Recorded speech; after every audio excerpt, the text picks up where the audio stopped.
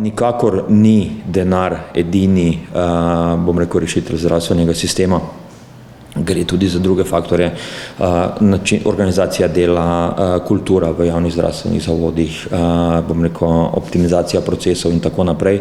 Res je, strinjam se, da je v naslednjih letih oziroma v letih 2020 in 2021 predvideno več sredstev oziroma večji priliv in pa seveda posledično tudi večja poraba iz naslova sredstev Zavoda za zdravstveno zavarovanje, ker ni proračun ministrstva, ampak so v bistvu sredstva, ki jih deli skladno z splošnim dogovorom. Večina tega denarja oziroma vsaj približno polovica bo šla za tako imenovane stalne postavke, kot so bolniške odsotnosti, ki so problem v državi, se nam število oziroma delež bolniške odsotnosti iz leta v leto povečuje, tako da gre vedno več denarja za te zadeve.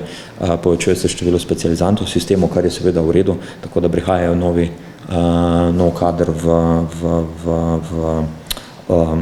v sistem in del tega denarja bo namenjenega tudi za namen skrajševanja čakalnih vrst.